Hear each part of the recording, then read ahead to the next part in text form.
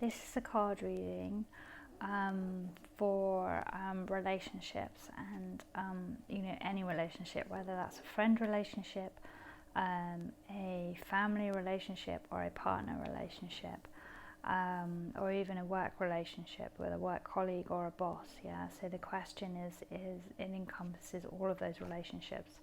And the question is, why are they treating me like this? Yeah, so it's about if someone's treating you unfairly, or if there's a misunderstanding or a lack of communication between you, something that you can't work out, that you can't resolve, that you don't understand why you're acting in one way and then they're responding in another way, and you're not being treated in the way that you would like and that you expect to be the reciprocation of such an interaction.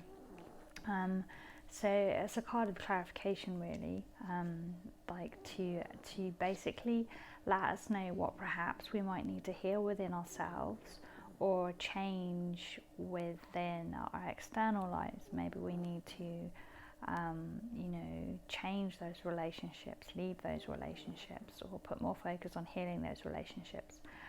So I hope this reading will give you a bit of clarity, and I hope that you found this at the right time. So I'm just going to shuffle the cards a bit more. I've already been shuffling them so the deck's clear, but if you are doing this at home and you have a deck yourself, it's really important that you shuffle the cards first before you even think about your question, just to clear them, just to make sure that that there's no energy in them still, nothing in them still. If someone else has handled them before you, or if you were using them for another question, either with yourself or with somebody else previously, so you just shuffle them so they're just completely clean and clear and they hold nothing. And you can smudge them with sage or Palo Santo, where you waft the smoke over them. You can even use incense. You can put a crystal on top of them. For a while, you get to put a smoky quartz dark crystal on top if you want to make sure there's no bad energy in them, or you could put a clear quartz crystal on top, or selenite, if you want to elevate that energy, to give them more oomph. So that's what you do. You shuffle them first, and then you connect with the pack, you hold them, you put your intention into them, ask the question, and then you shuffle until one falls out, and pull a card out in whatever way works for you. So I am going to put the intention into this deck.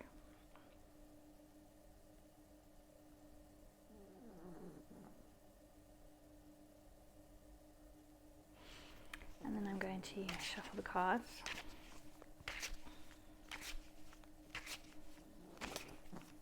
And I'm going to keep doing that until one of the cards comes forward.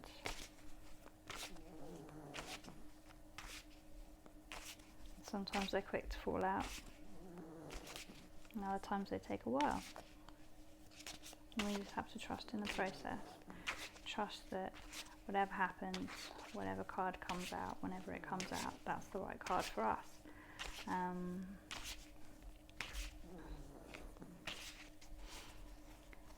Okay, we can also, so nothing was coming out then, just there, like that, which is unusual, but it happens.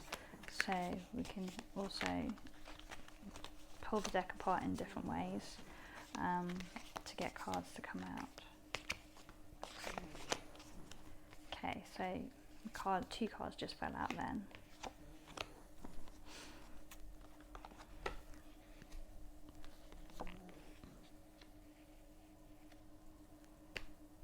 So I have two cards. The first card is the King of Pentacles. So this card is the person. The person who, well, you see, it's either you or it's the other person. It depends upon, if I was doing this reading personally with a client, I would know instantly whether this card is them or this card is the other person. But because I'm doing this reading and I want it to resonate and work for as many people as possible, so it's kind of like a global reading, and it's open. I want you to just listen to my thoughts on this card and what it says, what it speaks to for me, and then read either yourself or the other person into it, okay? So this card is a king card, yeah, so it's quite high up in the kind of ladder of things. You know, we start at ace, then we go 2, 3, 4, 5, and so king is quite far up. King is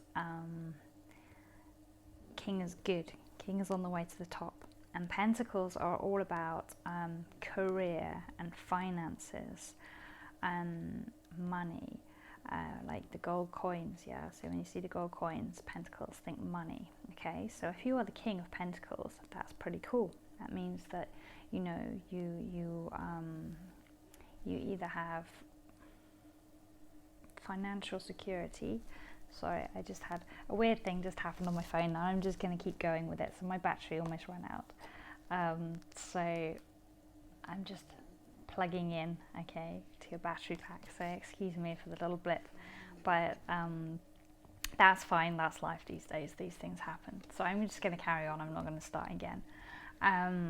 So yeah. So basically, it's like this person is pretty confident in their ability to make money, yeah. So if this is a boss, then or a person at work, it's someone higher up than you, someone more powerful than you, or someone who thinks they're more powerful than you.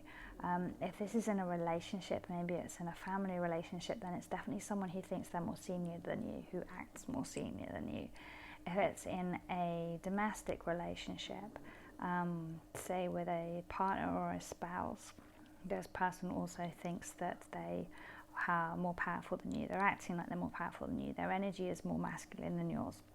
Whether they be a man or a woman, it's like they are sitting in their masculine throne, especially in this situation where, you know, we're talking about, why is this person treating me like this? So we're just focusing on the area of conflict, yeah, and maybe even like one instance or several instances where they have like acted in a way that feels like mistreatment. So in this situation, this person feels more lordly than you. They feel more powerful, more high and mighty than you. They are a king sitting on their throne in charge of their wealthy kingdom.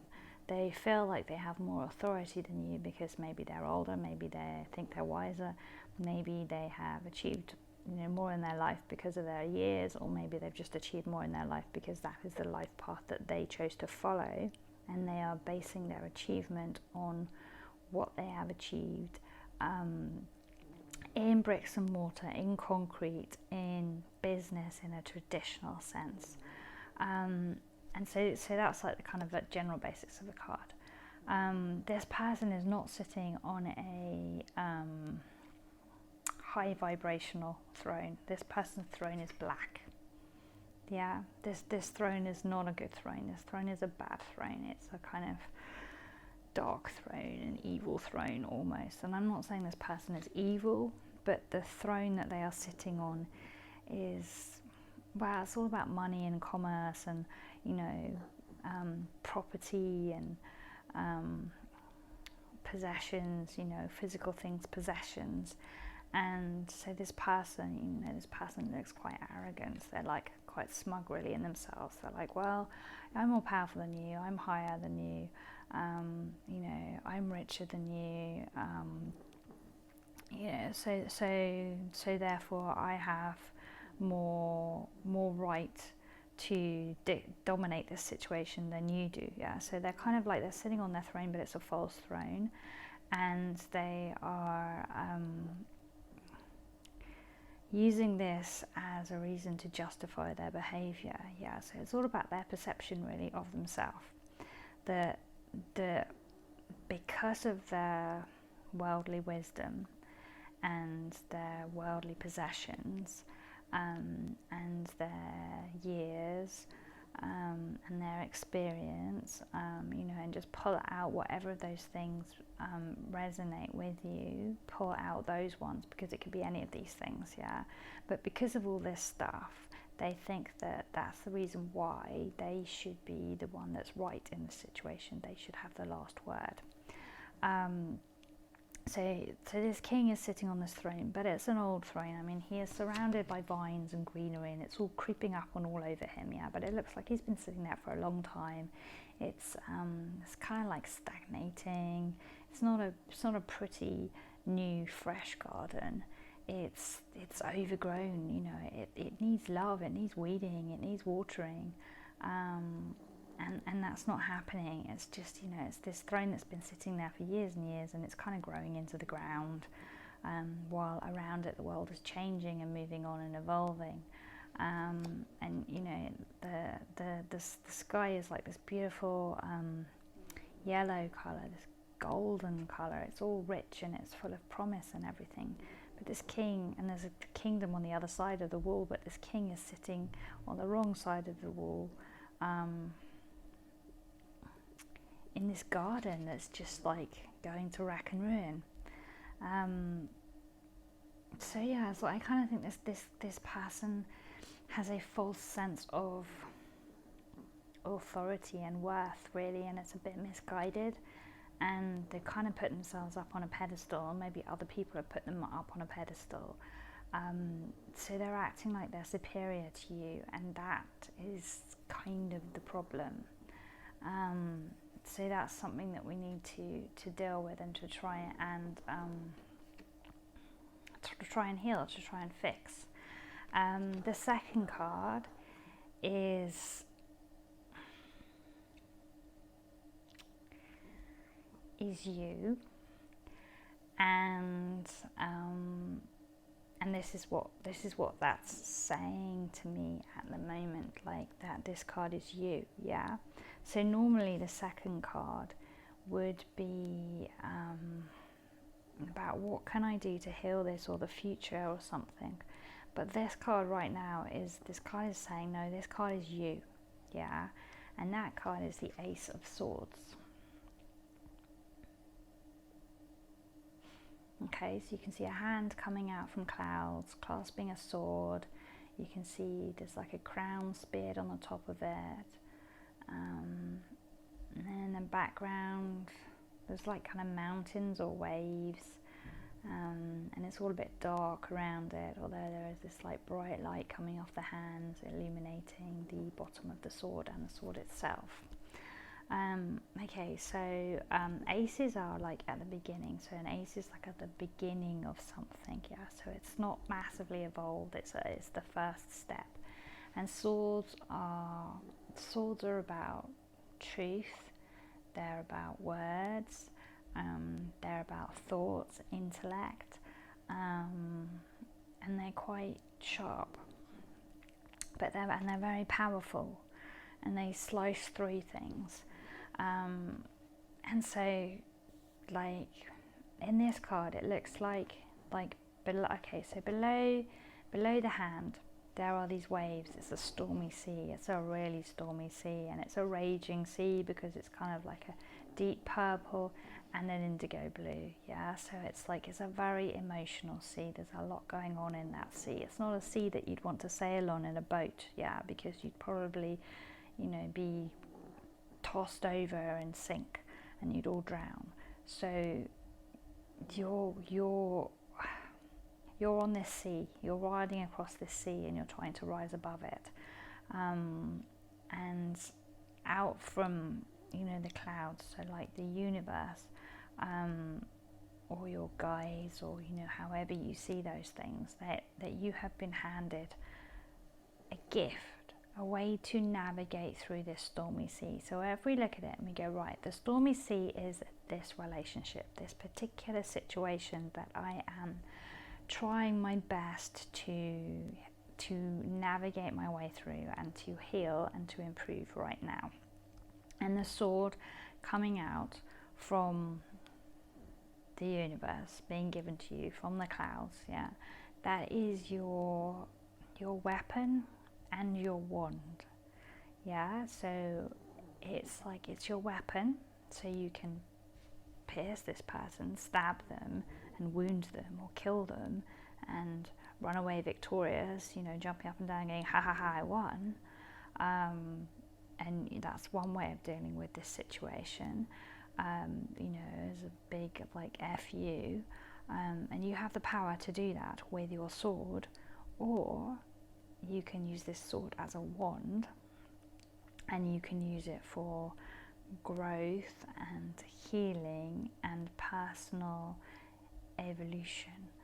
And this sword can either take away the king's crown, yeah, like you can just pluck it straight off his head if you so wish, or you can use it to instead crown yourself. So the way of the sword is a way of spiritual enlightenment. Yeah, it is the path of growth through intellect, through mind, through thinking. And this card is very blue and it's very purple, so it's all about kind of like up here in terms of the chakras and energetic, you know, centers of the body, and the way that the colors relate to those, which I think is really important. Yeah, so it's like if you can delve deep into your own spirituality and your spiritual growth and step firmly onto your path of healing and development, and speak your truth but from an enlightened place, yeah, then you can use that truth, which, you know, we can say, well, the sword is my voice, yeah, so that's my voice and that is my wand, or it is my weapon. If you can use your sword for helping, for healing, for transforming, then you can save both people in this relationship. You can save the other person from losing their crown, so they can keep their dignity, they can keep their position. You're not going to come in and challenge them to a duel, but you could do, and if you did, you would probably win. That's what this card's saying. But this card is giving you a choice, and the better choice would be, hopefully, to embrace it as a gift and to see it as something, you know, this is a gift that has been given to you from the universe. It is an opportunity to learn and to grow. And if you take that into your heart and work with it, then, you know, there are like these little yellow petals falling down here, which is all about like the solar plexus chakra. And the solar plexus chakra is all about our intuition and gut feelings and stuff, and it's where a lot of uncomfortable emotions get stuck, and it's where a lot of our trauma gets stuck. And so if you can use this sword and you can embrace this gift, this opportunity, this lesson, then you can free a lot of the stuff, a lot of the trauma that is stuck in your solar plexus center, yeah, and that will enable you to heal your heart as well, yeah, in many ways, and it's through healing your heart that you will get to wear the crown, yeah. So if you use the sword to maim or to kill, you will lose your crown, yeah, and you will lose the opportunity to heal your heart. You will instead hurt your heart. You will impale your heart in the process, yeah. But if you use it as an opportunity to step back, step away from and rise above, and instead look to your own crown and how you might become kingly or queenly yourself, then you have an opportunity to heal your heart and to get rid of a lot of past trauma, because we only attract bad relationships into our lives when we have stuff that we still need to heal. And it's not about the relationship we're in, it's about the past relationships that we've had, and a lot of the time it's about our core relationships at the very beginning of our life, whether that be with parents or close relatives or siblings or at school, you know, in those really beginning formative years. And so, you know, if you can look deep inside and go back and think, well, okay, why have I attracted this relationship or this situation into my life right now? It's not about right now, it's about the past. So what happened in my past? Where was I treated wrongly, badly? Where was I traumatized in my past? And am I still carrying that with me now? And if you are still carrying that with you now, then that's where you need to shine a light, and that's where you need to focus on doing the healing. And if you heal that, then you will get to release that trauma and heal your heart and put the crown on your own head.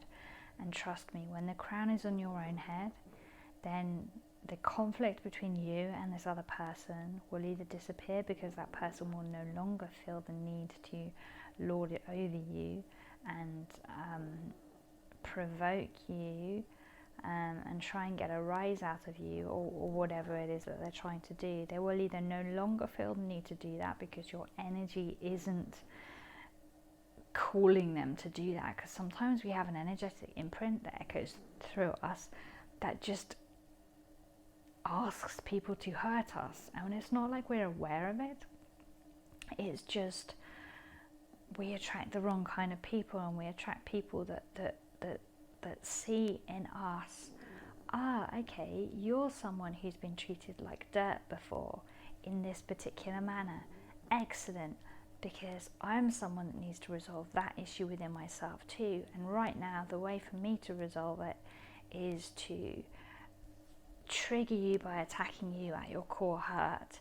And then in doing so and going through the cycle of that and the conflict and the turmoil and all the messy emotions that come out, that person is getting to process their own shit and feel better about themselves. Or maybe they're getting to run away from their stuff, and keep kind of like avoiding dealing with their core truth. So in attacking your core truth, they avoid dealing with their core truth. So it's kind of complicated, and there's no like one size fits all answer, because everybody in every situation is uniquely different.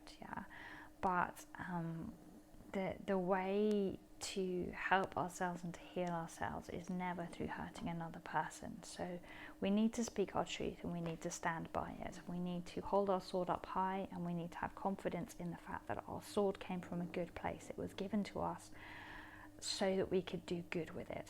It was given to us so that we could eventually crown ourselves as a result of using it. So do you think about that? Don't stay silent and not stand up for yourself because you're worried that your sword, your voice, is a bad thing, or that it will get you into trouble. It's like, no, have confidence in yourself. Stand by your truth. Don't betray yourself just because somebody else is betraying you. So whatever it is, your truth, your true nature, your authentic self, be that. Whatever feels right inside of you, whatever feels light, not tight, like happy, free, whatever is spacious. Those are the good feelings to lean into. If it makes things feel uncomfortable, if it makes them feel hot, prickly, full of tension, then that's not the right energy to be in. And if it's making you feel overwhelmed and overly emotional, so that you're shouting or so that you're crying, then that's also not right. That situation is not working in a way that is going to lead to a resolution and to healing.